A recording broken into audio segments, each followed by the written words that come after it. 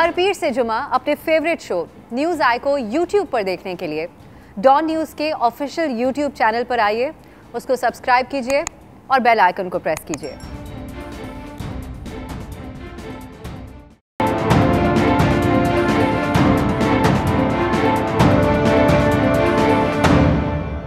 अस्सलाम वालेकुम नाजरीन, आप देख रहे हैं न्यूज़ आई और मैं इफ्तिखार शिराजी। नाजरीन, आज वज़ीर-ए-आज़म पाकिस्तान ने सुप्रीम कोर्ट बार एसोसिएशन को आड़े हाथों लिया है और ताहयात नाअहली से मुतल्लिक जो एक फ़ैसला सुप्रीम कोर्ट का आया था उसके ख़िलाफ़ जो पटिशन आई है सुप्रीम कोर्ट में, उसको लेके प्राइम मिनिस्टर ऑफ पाकिस्तान ने कहा है कि इतना बड़ा इदारा और वो एक ऐसी दरख्वास्त लेके गया सुप्रीम कोर्ट में जिसमें ये कहा जा रहा है कि एक शख्स के जो चोर है, जो मुजरिम है, जो भगोड़ा है, उसे एक और मौका देना चाहिए। और साथ उन्होंने फिर मशवरा दिया सुप्रीम कोर्ट बार एसोसिएशन को, बेहतर यह है कि एक और आप दरख्वास्त भी सुप्रीम कोर्ट में लेके जाएं जिसमें कहा यह जाए कि मुल्क के अंदर जेलें खोल दें। और साथ में उन्होंने ये भी कहा कि जो छोटे लोग हैं जेलों में पड़े फिर उनका क्या कसूर है, उनको भी रिहा कर देना चाहिए।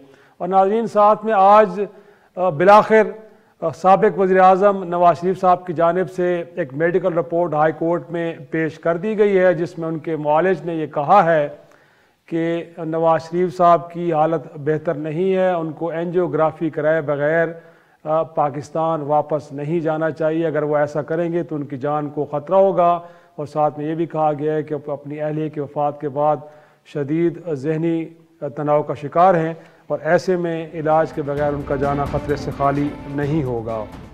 अगरचे हुकूमत वक्त ने इस रिपोर्ट को जाली करार दिया और फवाद चौधरी साहब ने कहा है कि ये बड़ी हैरान कुन बात है कि अमेरिका में बैठा एक डॉक्टर लंदन में बैठे नवाज शरीफ साहब के मुतालिक एक जाली रिपोर्ट तैयार कर रहा है।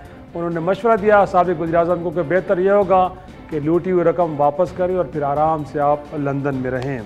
नाज़रीन, दूसरी तरफ हम आज ये सवाल भी उठाएंगे कि प्राइम मिनिस्टर ऑफ पाकिस्तान के जो एहतसाब के बयानों को बड़े शद्दमत से लेके चल रहे हैं, लेकिन हकीकत ये है कि जहाँ नैब के किरदार के ऊपर सुप्रीम कोर्ट सवाल उठा रही है, वहीं कई ऐसे मुकदमात हैं जिनमें लोग 1.5 साल तक 8 माह तक जेलों में रहने के बाद अब एहतसाब अदालतों से बाइज़्ज़त बरी हो रहे हैं। अगर ऐसा है तो फिर हुकूमत वक्त का जो एहतसाब से मुतल्लिक बयानी है वो कहाँ जाएगा। और आज एक और वाक़या भी जिसका जिक्र करना ज़रूरी है वो सेनेट ऑफ पाकिस्तान में हुआ है, जहाँ पे वज़ीर ख़ारजा शाह महमूद कुरैशी साहब ने 28 जनवरी को जो इजलास था जिसमें यूसुफ रज़ा गिलानी साहब के जो कायदे के ख़िलाफ़ हैं वो गैर हाज़िर रहे और इस सूरत हाल में हुकूमत वक्त स्टेट बैंक तरमीमी बिल मंजूर कराने में कामयाब हुई। आज उन्होंने एक बार फिर यूसुफ गिलानी साहब पे गुस्सा निकाला है, लेकिन जिस तरह की ज़बान उन्होंने इस्तेमाल की है, क्या एक पार्टी के वाइस चेयरमैन, मुल्क के एक सीनियर पॉलिटिशियन और वज़ीर ख़ारजा को ये ज़बान इस्तेमाल करनी चाहिए थी कि नहीं। मेरे साथ एक पैनल मौजूद है नाज़रीन। नदीम कुरैशी साहब, रहनुमाए तहरीक इंसाफ पंजाब असेंबली में पार्लिमानी सेक्रेटरी हैं। सर, आपका भी बहुत शुक्रिया वक्त देने के लिए। उनके साथ मौजूद हैं रुकन कौमी असम्बली और मुस्लिम लीग नून की रहनुमा शिजा फातिमा साहिबा, और मुझे ज्वाइन किया वीडियो लिंक पे सहर कामरान साहिबा ने। आपका ताल्लुक़ पाकिस्तान पीपल्स पार्टी से है। नदीम कुरैशी साहब, आप ही से गुफ्तगू का आगाज़ करते हैं। Sir, supreme court bar association की जानिब से एक दरख्वास्त है। सर, अभी तो दरख्वास्त है जिसको अभी तक सुप्रीम कोर्ट ने एंटरटेन भी नहीं किया, लेकिन खान साहब बड़े गुस्से में नज़र आ रहे थे। ये गुस्सा था या फिर घबराहट है कि कहीं ये फैसला अनडू हो गया तो फिर नवाज शरीफ साहब दोबारा इलेक्शन लड़ेंगे और प्राइम मिनिस्टर भी बन सकते हैं? और ये तो बहरहाल हकीकत है कि माजी बहुत सारे इस तरह के सियासी केसों से भरी पड़ी है। सर, इससे पहले 13 साजिश केस के अंदर भी इस मुल्क की अदालतों ने नवाज शरीफ साहब को सज़ा दी, पहले सज़ाए मौत दी, फिर सज़ाए उम्र कैद में तब्दील हुई और उसके बाद उन्हीं अदालतों ने कहा था कि ये एक जाली केस था, फेक केस था।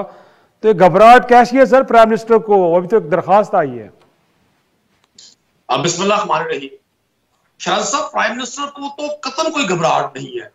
प्राइम मिनिस्टर इमरान खान ने तो उस वक्त स्ट्रगल की थी जब नवाज शरीफ साहब का तुती बोल रहा था। 2/3 अक्सरियत से पाकिस्तान के तीसरी बार वज़ीर-ए-आज़म बने थे। जद्दा यात्रा के बाद जब ब्लैक रिबन के साथ जनरल मुशर्रफ की कैबिनेट का पार्ट बनाया था, उनकी पार्टी ने पार्ट बनी थी उनकी पार्टी, और उसके बाद नवाज शरीफ साहब ने फिर प्राइम मिनिस्टर बने। तो इमरान खान साहब को अगर कोई खौफ होता तो उस वक्त होता जब वो इक़्तिदार में थे। इमरान खान साहब एक गैर रिवायती मिजाज के शख्स हैं और मैं समझता हूं पाकिस्तान की जो पॉलिटिकल ट्रेडिशंस हैं, जब तक हम ट्रेडिशन से जान नहीं छुड़वाएंगे, हम कभी भी उस पाकिस्तान का वो चेहरा, वो तासुर लोगों के सामने नहीं पेश कर सकते जिसका ख्वाब कायदे आज़म मोहम्मद अली जिन्ना ने देखा था। 2 पाकिस्तान, 2 निज़ाम इंसाफ, 2 कायदे कवानीन, खरबूजा चोर, साइकिल चोर, भूख से मरता कोई शख्स वो जेल में, और ₹12 के असासों की लूट मार करने वाले ना सिर्फ इदारों को थ्रेट करें, पेशियों पर विक्ट्री के निशान बनाकर पूरे निजाम अदल का मजाक उड़ाए, ये बड़ी अजीब बात है। और सुप्रीम कोर्ट बार काउंसिल, मुझे उसका बड़ा एहतराम है, मेरे वालिद साहब भी इसी बार काउंसिल का हिस्सा है, लेकिन मेरे लिए बड़ी हैरानी की बात है कि लोअर जुडिशरी में जहां लोग बच्चे से बूढ़े हो जाते हैं इंसाफ की तलाश में, एक शख्स को अगर घर किराए पे दे देते हैं, उससे वो घर किराए पे खाली नहीं करवा सकते, और हमारे वकला मेरे भाई है, मेरे अजीज है, 10-10 साल पेशियां लेकर एक केस को प्रोलॉन्ग करते हैं। लातादाद इश्यूज हैं वकला के जो हल होने चाहिए, जो सुप्रीम कोर्ट बार काउंसिल की बेसिक डोमेन बनती है, वो आए हैं। अब नवाज शरीफ साहब को रिलीफ दिलवाने के लिए, खुदा के लिए आप इस मुल्क को आगे बढ़ने दें। अगर कोई भी शख्स, मैं हूं, शराज साहब या आप हो, अगर हम ताकत में हैं और कानून हमें नहीं पूछ सकता, तो फिर तो रसूल ने सैकड़ों साल पहले कहा था ना कि कानून ताकतवर के लिए मकड़ी का जाला है और कमजोर के लिए लोहे की जंजीर है। इमरान खान साहब ने तो एक पूरी देखे, खान साहब ने पिछले 3.5 साल में किसी भी जगह ना मलमा साजी की गुफ्तगू में, ना कौम को शुगर कोटेड कोई पॉइजन दिया, उन्होंने सच बात बताई है। वो मईशत से मुताल्लिक हो, इंटरनेशनल अफेयर्स हो, वो नेशनल इश्यूज हो, वो अपोजिशन का रोल हो। अभी मेरे लिए हम सबके लिए बड़ी हैरानी की बात है कि हम रोज गवर्नमेंट पे तनकीद करते हैं कि जी रिकवरी नहीं हो रही। भाई जब व्हाइट कॉलर क्राइम क्रिमिनल को आप सपोर्ट करेंगे, व्हाइट कॉलर क्रिमिनल के आप केसेस आप प्रॉपर्ली नहीं चलने देंगे, रोज कोर्ट्स में वकला पेशियां लेंगे, जब आप वाहन पे प्रेशर डालेंगे, जब आप चालान मुरतब नहीं होने देंगे, तो कैसे लोगों को ये पता चलेगा कि ताकतवर से भी रिकवरी हो सकती है। इस point taken. In fact Sheeza Fatima साहबा, इनफैक्ट आप सुन रहे हैं नदीम कुरैशी साहब को भी, वो कह रहे हैं कि जी बुनियादी तौर पे तो बड़े और इश्यूज भी हैं जिनको सुप्रीम कोर्ट बार एसोसिएशन को टेकअप करना चाहिए था, लेकिन लगता है कि इस केस के अंदर बगौल उनके कि आलाकार बन रही है मियां नवाज शरीफ का, तो आपको भी लगता है कि बुनियादी तौर पे आपको फेवर देने के लिए सारी मूव चली है? देखें, फैक्चुअल सिचुएशन इस वक्त ऑन ग्राउंड ये है, ये करप्शन का ये जो रोना रोते हैं पीटीआई वाले, नफरत की बुनियाद पे इन्होंने अपनी सियासत जो है वो चलाई, और करप्शन का नैरेटिव लेके और अकाउंटेबिलिटी का नैरेटिव लेके इन्होंने अपनी 10-12 साल सियासत की और लोगों में नफरतें फैलाई, पॉलिटिकल विक्टिमाइजेशन की, क्योंकि अपने पास दिखाने को कुछ नहीं है।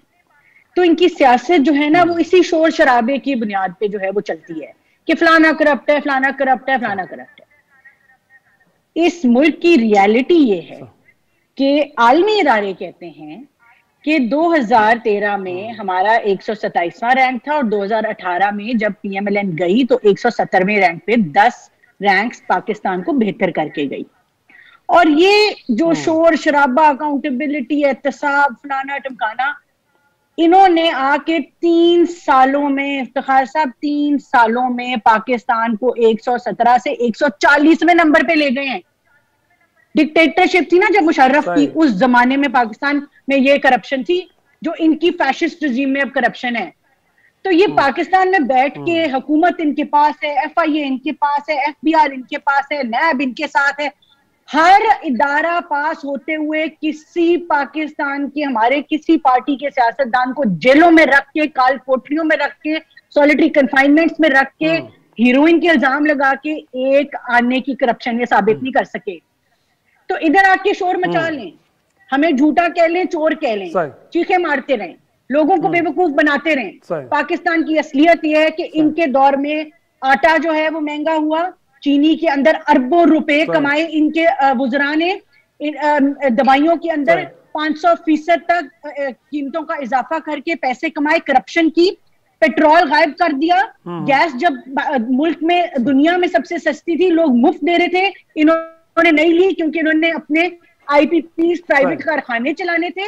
ये सारा रियल एस्टेट का जो एक ब्लैक होल इन्होंने खोला हुआ है, इधर से सारा माफिया इनका जो है, सियासतदान जो इनके मिनिस्टर्स हैं ये करप्शन करते हैं। उधर से रियल एस्टेट खोला हुआ है कि हम सोर्स नहीं पूछेंगे, जो मर्जी खरीदें, रियल एस्टेट में इन्वेस्ट करके पैसा वाइट करते हैं। तो करप्शन जो है ये इनकी बुनियादों के अंदर है। और जो ज्यादा जो होता है ना, चोर मचाए शोर, ये वो मसला है। आप हमारे ऊपर जितने मर्जी इल्जाम लगा लें, आज जो महंगाई के स्टेटिस्टिक्स इनकी हुकूमत ने दिए, 2 साल के सबसे ज्यादा महंगाई है 13% पे, और जो सेंसिटिव प्राइस इंडेक्स है जो सबसे गरीब आदमी को इम्पैक्ट करती है वो 22% है। मुझे बात मुकम्मल करने दें। और इनका साहब वो कह रहे हैं कि पूरी दुनिया, वो कह रहे हैं पूरी दुनिया महंगाई की लपेट में। लेकिन मैं एक छोटा सा ब्रेक लेता हूं, ब्रेक के बाद आते हैं और शहर काम को भी पूछने की गुफ्तगू करते हैं। एक छोटी सी ब्रेक, शीजा साहब एक छोटी सी ब्रेक के बाद वापस आते हैं। और सैर साहबा, आपसे गुफ्तगू का आगाज शुरू करूंगा मैं। इनफैक्ट क्या लगता है, अगर अभी जो सुप्रीम कोर्ट बार की जो पिटीशन थी उसको तो एतराज़ लगा के रजिस्ट्रार ऑफिस ने वापस कर दिया है, बट उसमें जो बुनियाद बनाई गई है कि एक तो सुप्रीम कोर्ट एपलेट कोर्ट के तौर पे किरदार अदा करे, ट्रायल कोर्ट के तौर पे नहीं करना चाहिए, मफाद आमा में ये केस बनता नहीं था। और जिस तरह फिर हमने देखा कि अरशद मलिक साहब की वीडियो आई थी, या फिर उसके बाद साबिक चीफ जस्टिस गिलगित बल्तिस्तान राना शमील साहब का बयान हल्फी, तो आपको लगता है कहीं ना कहीं ये पॉलिटिकल केस भी है? और दूसरा ये है कि इस पर क्लैरिटी होनी चाहिए कि ताहियात नाअहली फॉरएवर होनी चाहिए या एक पार्लिमानी टर्म के लिए होनी चाहिए। तो उस हवाले से आपको लगता है कि जो पिटीशन जो आई है ये दुरुस्त है, या आप भी तहरीक इंसाफ के साथ खड़ी हैं कि ये चोर और डाकुओं को बचाने की कोशिश या उनको दोबारा एक मौका देने के लिए एफर्ट हो रही है? शादी साहब, एक तो मुझे ये जो 2 अल्फाज है ना, चोर डाकू, जिस तरीके से पाकिस्तान और पाकिस्तानियों की तस्लील की गई है, मैं सोचती हूँ कि इमरान खान नियाजी साहब को ये कौम इसलिए माफ नहीं करेगी। एक तो जो है आपने इखलाकी तौर पर इस कौम को उस जगह पे पहुंचा दिया है जहाँ पे मॉरल एथिकल वैल्यूज जो है कॉम्प्रोमाइज हो गई हैं। दूसरा, आपने कौमी यकजहती को जो है ना उसके आपने बिल्कुल तार तार कर दिया है। तो ये मैं समझती हूँ कि ये आप अपनी अथॉरिटी यूज करें, आप जो है स्टेट का वक्त यूज करें, आप जो है अपनी पोजीशन मनसब को इस्तेमाल करके आप हर वक्त किरदार कशी करते हैं, इस तरह के अल्फाज कहते हैं। देखिए, अगर कोई शख्स अदालतों में साबित हो जाए उसके पर कोई इल्जाम, आप उसको जरूर कहें, लेकिन महज अपनी जाती तस्कीन के लिए। और मैं इसलिए भी एक थोड़ा सा इनको मार्जिन देती हूँ। अभी जिस किस्म की बातें इमरान खान साहब कह रहे हैं, वो खुद कह रहे हैं कि जी अब तक तो मैं ऑफिस में बैठ के तमाशा देख रहा था, जिसमें मुझे शदीद तहफ्फुज़ात हैं कि आप तनख्वाह स्टेट से लेते हैं, आप आवाम के टैक्स पेयर्स का पैसा लेते हैं, ऑफिस में बैठ के तमाशा देख रहे होते हैं, मरी के अंदर सानिया मरी हो जाता है, सानिया साहिवाल हो जाता है, अवाम महंगाई के बोझ तले दब जाते हैं। आप जिनको कार्टेल माफिया कहते हैं, तेल, आटा, चीनी, गैस, हर चीज का बहरान होता है और हर जगह पे जो है वो ये माफिया अपने पैसे बनाते हैं, और आप बैठ के तमाशा देखते हैं। फिर वो कहते हैं कि बाहर निकलूंगा तो खतरनाक हो जाऊंगा। देखिए, मैं समझती हूँ कि वजीर आजम साहब काफी घबरा रहे हैं और वो घबराहट आपको हर जगह नजर आ रही है। अब ये जिस किस्म के बयानात हैं, देखिए बात ये, हमारी अदालती तारीख जो है वो कोई इतनी अच्छी नहीं है कि जिसको लेके हम ये कहें कि जी तमाम फैसले दुरुस्त हुए। हमने शहीद जुल्फिकार अली भुट्टो का अदालती कत्ल भी देखा, हमने ऐसे फैसले भी देखे जहां पर जो है मार्शल लॉ को और जो है आइन की जो है नजरिया जरूरत जी बिल्कुल नजरिया जरूरत, आपका जो है आइन एब्रोगेट होता है और उसकी तौसीक हो जाती है। देखिए, बहुत हमारी तारीख ऐसी है, और जिस किस्म के बयानात हैं आप उसको सिर्फ सियासी नजर से ना देखें, अब उसका दूसरा पहलू भी देखें। हमने यहाँ पर जब वक्त पड़ा तो हमने ये देखा कि जस्टिस काजी ईसा फाइज रेफरेंस भी आ गया, हमने और बहुत सा देखा। देखिए, आपका जो आइन है वो मुकद्दम है, वो मोहतरम है, वो आपकी कौम को यकजा रखने में, आपके मुल्क की सालमियत के लिए एक बड़ा अहम किरदार अदा करता है। हमने ये भी देखा कि सियासी तौर पे फैसले हुए कि कब किसको लाना है, कब किसको ले जाना है। ये कौन सा कानून है कि या तो कोई शख्स जो है वो इक्तदार में हो, या वो जेल में हो, या वो मुल्क से बाहर हो, अदरवाइज उसका सर्वाइवल नहीं है। जिस शहीद जुल्फिकार अली भुट्टो ने मुल्क से जाने से इनकार किया, उसके साथ क्या हुआ? ठीक है, तो अब ये देखते हैं, यानी कभी किसी किस्म की साजिशें होती हैं। अगर इतना ही कानून एक होता तो परवेज मुशर्रफ के खिलाफ भी हम देखते कि वो यहाँ की किसी जेल में होता, उसी तरीके से मुकदमा चलता। अगर इतना ही कानून एक होता तो हम देखते हैं मालम जब्बा, बिलियन ट्री सुनामी, फिर हम ये ना देखते कि वजीर आजम साहब का जो है वो घर 12 लाख में रेगुलराइज हुआ, फिर हम ये ना देखते कि नुस्खा टावर जो है वो गिर गया और कॉन्स्टिट्यूशन एवेन्यू पे अपार्टमेंट्स नहीं गिरे, फिर हम ये ना देखते कि मेट्रो बस के ऊपर कोई जो है वो कार्रवाई नहीं हुई, फिर हम ये ना देखते कि अद्वियात की कीमत बढ़ी और कोई कार्रवाई नहीं हुई, फिर हम ये नहीं देखते कि आज मुल्क की ज़राअत तबाह है और जो है खामोश है सब। देखिए बहुत से इस किस्म के हालात हैं कि जिसको देख के सिर्फ अफसोस होता है। एक चीज ये था कि आप एक ऐसा माहौल रखते कि एक कौम का वकार तो जो है बरकरार रहता। आपने तो मुल्क के अंदर और बैरून मुल्क एक आपके पास ऐसा लगता है कि तस्बीह उठा के भी जो है सिर्फ आपने एक ही चीज पढ़नी होती है, चोर डाकू चोर डाकू चोर। ये क्या है? हिजान अंगेजी है। मुझे अगर आप वाकई इस फ्रस्ट्रेशन आपने तो बड़े संजीदा सवाल उठा दिए सैर साहब, आपने बड़े संजीदा सवाल उठा रहे हैं। मुझे एक ब्रेक का कहा जा रहा है और मैं फिर नदीम कुरैशी साहब के सामने रखूंगा कि अगर एहतसाब करना भी है तो कुछ मामलात में तो बड़ी तवील खामोशी है और कुछ मामलात में बड़े अग्रेसिव हैं। और जिस तरह फरमा रही हैं कि चोर डाकू का बुनियादी तौर पर राग अलाप कि आप पूरी दुनिया में पाकिस्तान की लगता है कि जागसाई हो रही है। छोटी सी ब्रेक के बाद आएंगे तो ये नुक्ता नदीम कुरैशी साहब के सामने रखेंगे।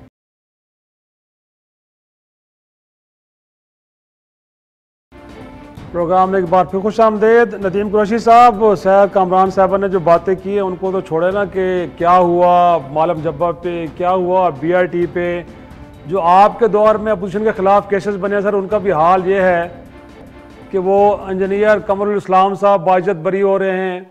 मीडिया के अहम ग्रुप है, उनके ओनर हैं, उनको भी 8 माह जेल में रखने के बाद अदालतों ने बाइज्जत बरी किया। और फैसलों में लिखा यह गया कि नैब कोई बदउनवानी साबित करने के बजाय मिसकंडक्ट भी साबित नहीं कर पाया कि इसके अंदर कोई प्रोसीजर की कोई गलती हो।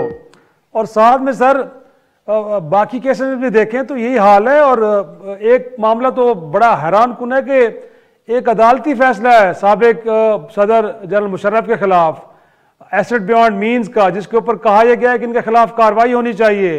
और आज नैब के चेयरमैन को नोटिस जारी हो रहे हैं कि आके बताएं कि नैब ने इस मामले के ऊपर क्यों कोई कार्रवाई नहीं की। तो सर एहतसाब लगता तो है कि एकतरफा हो रहा है। शराजी साहब, हुकूमत कोई इन्वेस्टिगेटिंग एजेंसी तो नहीं होती। हुकूमत का रोल तो ये होता है और ये होना चाहिए कि जो इन्वेस्टिगेटिंग एजेंसीज हैं देखिए ना, उनके काम में मुदाखलत ना करें। और पाकिस्तान तहरीक इंसाफ की गवर्नमेंट ने, वो इलेक्शन कमीशन हो, वो नैब हो, वो FIA हो, वो एंटी करप्शन हो, किसी भी जगह यह साबित नहीं हुआ कि पाकिस्तान तहरीक इंसाफ की हुकूमत ने माजी के हुक्मरानों की तरह अपनी मर्जी के डिसीजन लिए हो। सहार साहब ने बड़ी तवील गुफ्तगू की। अब ये बड़े मकबूल स्लोगन्स हैं, BRT मालम जबा। ये मेरी बहन है, मुझे बताए ना BRT में कौन सी ऐसी करप्शन हुई है।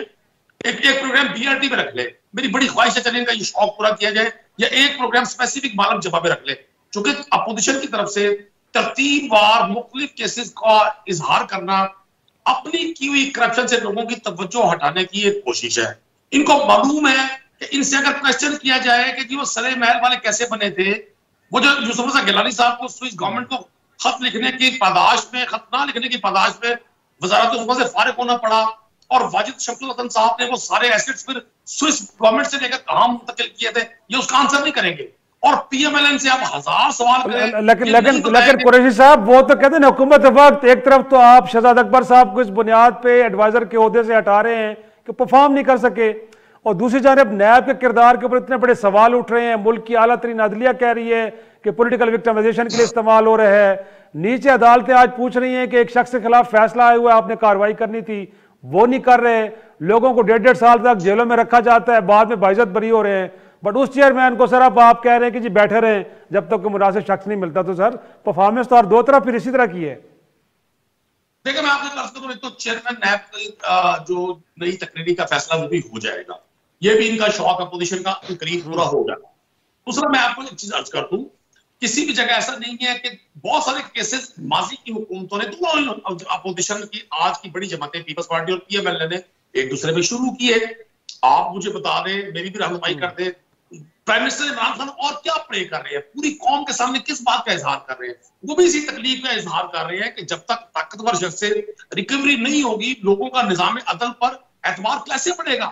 प्राइम मिनिस्टर ने जब आज से 4-5 रोज पहले लोगों के सवालों के जवाब दिए ऑनलाइन फोन कॉल्स पर, तो वहां भी उन्होंने अपनी गुफ्तगू में यही कहा कि मैं रिक्वेस्ट करता हूं पाकिस्तान के अदालतों से, और यही प्राइम मिनिस्टर कर सकता है।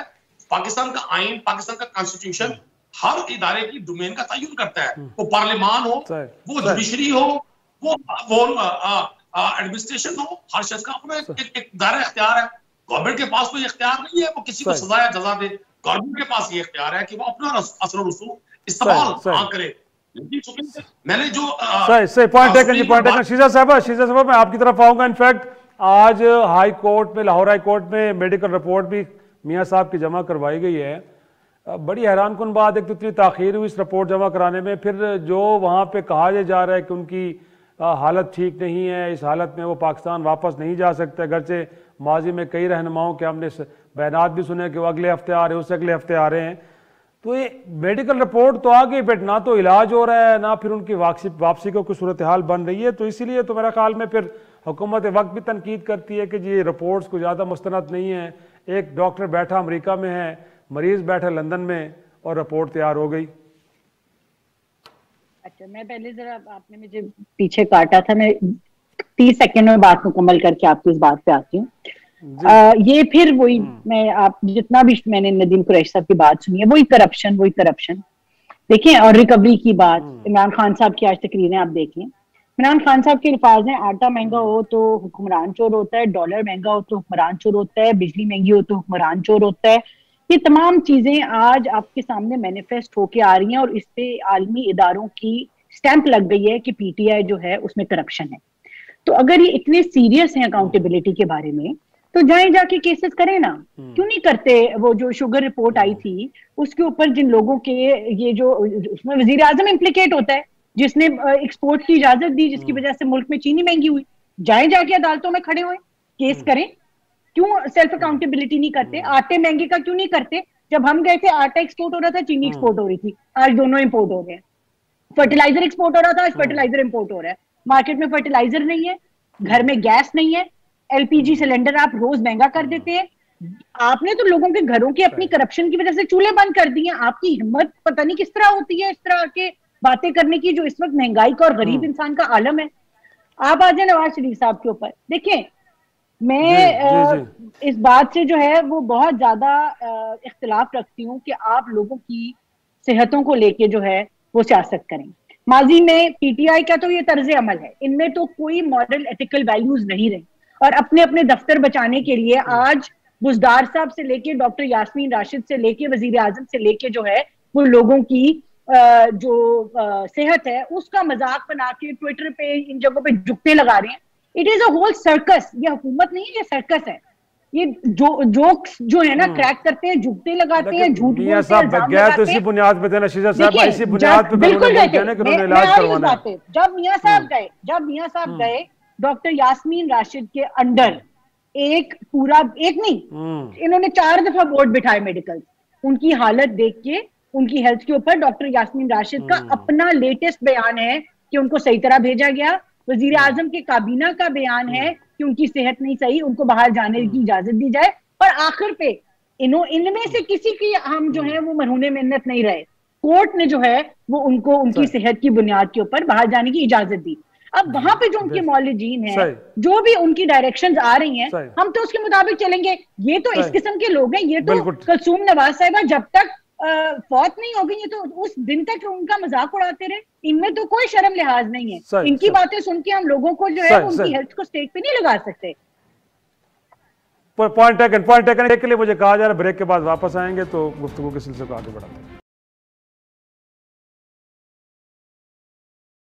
प्रोग्राम में एक बार फिर खुश आमदेद। सैर कामरान साहबा, आज जो सेनेट के अंदर हुआ, यकीनी तौर पे आप भी उससे वाकिफ होंगी। आज तो वजीर खारजा ने कह दिया कि गिलानी साहब बिकाऊ माल हैं, ये कंप्रोमाइज्ड आदमी हैं। तो अब उन्होंने इस्तीफा तो दे दिया अपनी पार्टी क़यादत को, तो क्या इस कदर जो हद तक हुई उसके बाद भी पीपल्स पार्टी चाहेगी कि गिलानी साहब बतौर अपोजिशन लीडर सेनेट के अंदर कंटिन्यू करें, या उनका इस्तीफा मंजूर कर लिया जाएगा? राजी साहब, बात ये है कि सबसे पहले तो मुझे इंतहाई अफसोस है, मैं एक दफा फिर ये कहूंगी कि एथिकली मॉरली तहरीक इंसाफ ने पाकिस्तान को वहां पहुंचा दिया है जिसपे शायद हम तो शर्मिंदा होते हैं, आइंदा आने वाली नस्लें भी शर्मिंदा होंगी। अब अगर वजीर खारजा जो है वो अपना वो काम करने के बजाय, जो एज ए वजीर खारजा उनकी ड्यूटी है, वो इस बात पे ध्यान न दें कि आज पाकिस्तान के खारजा ताल्लुकात किस नहज पे पहुंच गए, और वो मुकाबला करना चाहें शहबाज गिल के साथ, वो मुकाबला करना चाहें मुराद सईद और अली अमीन गंडापुर के साथ, तो मैं कहूँगी अल्लाह अकबर, अल्लाह ताला हिदायत दे और उनको एहसास दिलाए कि कुछ चीजें, आप एक खानदान से ताल्लुक रखते हैं कुछ चीजें जो है वो हमारी रिवायात हैं, उनको बरकरार रखना चाहिए। अब तनकीद करना चाहते हैं करें। जहां तक रह गया यूसुफ रजा गिलानी साहब का, देखिए यूसुफ रजा गिलानी एक बहुत ही बुर्दबार और बहुत ही एक शख्सियत है, इंटेग्रिटी रखने वाले, ठीक है। अगर वो उस दिन नहीं शामिल हो सके, वजूहात जो भी हो, वो नहीं थे शहर में, वो जो हमारा एक तौर तरीकेकार है कि वो ताजियत के लिए थे चले गए थे। अब ये चीज तो तहरीक इंसाफ नहीं समझ सकते, क्योंकि आपको पता है कि इमरान खान साहब तो किसी के दुख दर्द जनाजों में शिरकत ही नहीं करते। तो अगर वो नहीं, उन्होंने मॉरली अपना इस्तीफा दिया, लेकिन मैं ये समझती हूँ इस वक्त अगर आप सीनियरिटी देखें, अगर आप उनका पार्लियामेंट्री एक्सपीरियंस देखें, अगर आप उनकी शख्सियत की बुर्दबारी देखें, मैं समझती हूँ कि उनसे मौजूद कोई शख्स नहीं है। और ये कोई एक ऐसी चीज नहीं है जिसको आज हम बोलें कि उन्होंने इस्तीफा दे दिया तो उनकी जगह कोई और ले आए।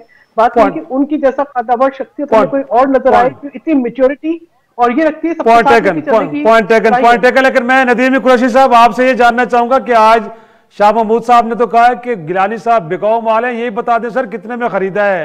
अगर आप कंफर्म नहीं कर रहे हैं कि वो बिके हैं तो फिर कितने में खरीदा पीटीआई ने उनको? शराजी साहब, देखना हमने ये है कि सेनेट का तरमीमी बिल जिसके हवाले से पूरी अपोजिशन ने एक शोर मचाया हुआ, एक माहौल बनाया, पूरी कौम को प्रोवोक करने की कोशिश की, पूरा एक माइंडसेट बनाया, लोगों की ट्यूनिंग की इन्होंने मेंटली कि जी ये पाकिस्तान की सालमियत के खिलाफ को साजिश हो रही है और पाकिस्तान का स्टेट बैंक शायद कोई मुखालिफ उसको इंडियंस कोई लोग जो है ना खुदा खास्ता उसको लीड करेंगे और डिसीजंस करेंगे। उसके बिल की जब वोटिंग होती है तो लीडर ऑफ द अपोजिशन वहां मौजूद नहीं होते। और मेरी बहन सारी इतनी सादा है, मुझे इनकी सादगी पर मेरा दिल चाहता है मैं इस्लामी अकीदत पेश करूं कि जी ये वो रिवाया एक फौतगी की हाजिरी के लिए वो सेनेट के बिल में नहीं पहुंच सके। ये बड़ी सादा सी मेरी बहन ने बात की है, ऐसा कतन नहीं है। शाह महमूद कुरैशी साहब ने बिल्कुल ठीक कहा और मैं भी एज ए पॉलिटिकल वर्कर समझता हूं कि पीपल्स पार्टी की लीडरशिप को यकीन था कि पाकिस्तान तहरीक इंसाफ की गवर्नमेंट जो डिसीजंस अब करने जा रही है पाकिस्तान की इकोनॉमी के हवाले से, ये लॉन्ग टर्म डिसीजंस हैं और ये प्री प्लान गिलानी साहब वहां नहीं आए। तो फिर सपोर्ट किया ना सर, उन्होंने सपोर्ट किया, आप उल्टा उनको तनकीद का निशाना बना रहे हैं। उन्होंने आपको कांधा पेश किया है, उल्टा बातें भी नहीं सुनने पड़ रही है। शीजा साहबा, इनफैक्ट ये पूरी लगता है कि अपोजिशन की हद तक हुई है, बड़ी अपोजिशन की हद तक हुई है। अब अक्सरियत जी वक्त खत्म हो रहा है, वक्त खत्म हो रहा है। जी जी, अगर ये इतना ही अच्छा बिल था तो रात के 11:30 बजे एजेंडे पे क्यों आया? ये स्टैंडिंग कमेटीज के पास क्यों नहीं गया? किस बात से हुकूमत खारिज की? बिल्कुल बिल्कुल, ये बड़े सवाल है। शीजा साहब, लास्ट कमेंट आपके, पूरी हद तक हुई है ईवान बाला में, कुछ आप रिएक्शन शो करेंगे कि नहीं, चुप करके बैठना है? नहीं, मुझे आपके सवाल नहीं समझ आया, सॉरी। वक्त खत्म हो रहा है, प्रोग्राम का वक्त खत्म हो गया। इसी के साथ मेहमानों के इजाजत चाहेंगे। आज के लिए इतना ही, खुदा हाफिज।